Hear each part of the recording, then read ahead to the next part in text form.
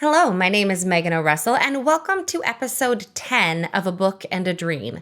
Today, I want to talk to you about the horrible decisions that are made in books and the pressure it can put on authors. Now, what exactly do I mean by this? I guess my basic point is sometimes people see things in a book and they decide it would be a good idea to try them in real life. The biggest example of this that I personally can think of is Into the Wild.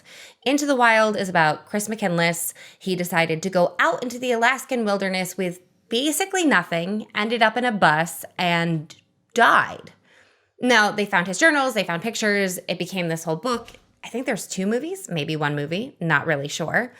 But people idolize this. They idolize his journey into the woods and they worship this bus. Now, we can have a completely different conversation about the worthwhile nature of communing with the world and living off the grid. Totally different conversation.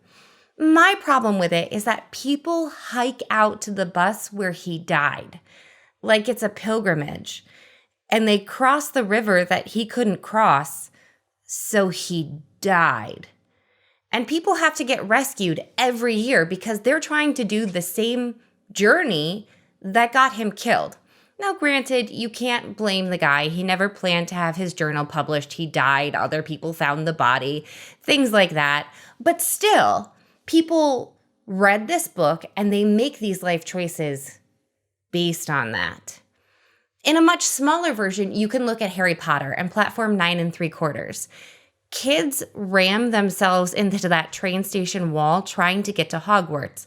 Granted, as far as I know, there's never been any horrible life-altering injuries from this, but a lot of kids with bloody noses, and I'd feel really guilty if I had caused that. Again, not trying to shame J.K. Rowling. She did not mean for kids to bloody their noses getting to Hogwarts, but I do have that fear because I knew that going into it.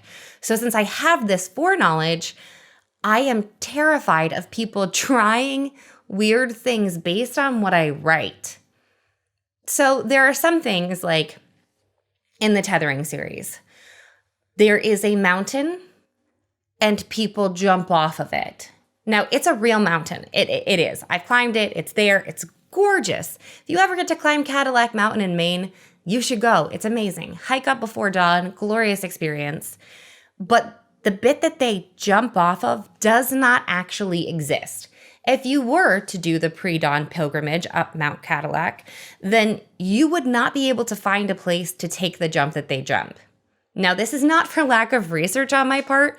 This is for absolute fear of someone being like, this is a great idea. It worked in a fantasy novel. I'm gonna jump. Don't. Please don't do that. That's a lot of pressure. So I made it impossible. The same thing in the Anna Evilbrea series. She is an inker and a illegal healer and occasionally dabbles in poison. The poison that she mixes is from berries that do not exist. Not because I didn't do my research on how to poison someone. Quite frankly, if the police looked in my searches for poisons, I would be suspected of hurting a lot of people with herbals. It's a lot of research, but I went in the end with something that could not be replicated. You cannot make this poison because those berries do not exist. So no one can pin it on me if someone gets a horrible idea from the book. It doesn't exist. Now, granted, when you're writing a book, you can't have your characters make all the best decisions that you think your readers should emulate. If you have a relationship between 2 teenagers and they all make the exact right decisions, that's not going to be a very interesting story. Good books are based on the failings and triumphs of mankind. So people do have to make some bad decisions. They have to choose the wrong guy before they choose the right guy. They have to turn their back on people who could save them and end up getting a few people killed. It's what makes fiction and fantasy interesting. And there are some things in my books that my characters do that I would absolutely not recommend doing in real life, and not just for romantic or practical reasons. Hopefully no one's ever chasing you and going to kill your whole family. hopefully that's not a situation you're ever in, so their reactions to that isn't so much applicable. However, choosing to drive without a license, that's a terrible idea. You should not drive a car unless you know how to drive a car. My characters do things like that. They choose to drive things that they should not be driving. Also, they drink water from all kinds of places where you should not drink that. You should not go to a forest pond and just go, I'm so thirsty, and drink that water. In fantasy, it's not a great idea to be like, and then they got out their pot and boiled the water so it was safe after keeping it boiling at a steady temperature for this many minutes so that it would be good to drink. No one wants to hear that, so I skip over the practicalities of not dying of, parasites and bacteria to get them going, and they just have water and we can move on.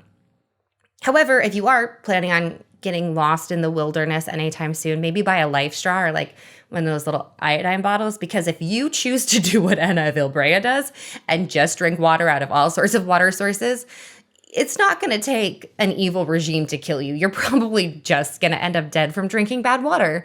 So, little things like that I do allow to sneak in. Big things like jumping off of cliffs and poisoning people, I kind of stretch reality to the point that you couldn't really match it.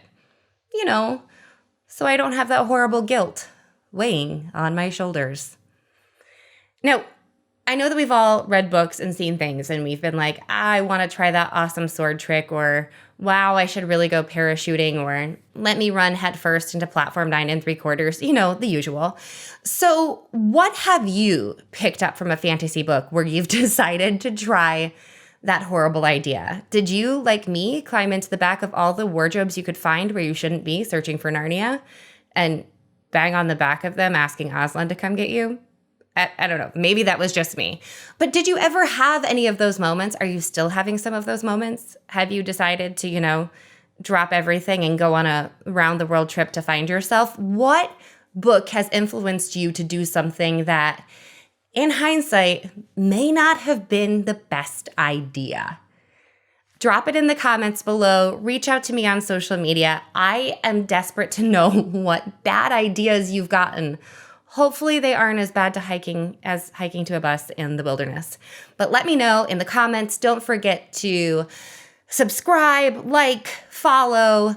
Don't forget, if you're watching this in video form, we do have a Book and a Dream podcast available basically wherever podcasts are, so you can listen while you're commuting or doing dishes, which is really cool. So follow it as a podcast if you prefer that format, or just subscribe on YouTube, follow on social media, and I will see you next time. In between this time and the next video, there will be a special audio-only interview with a special guest. I will drop a video so that you know when the audio is available, but keep an eye out because it's coming soon. Until next time.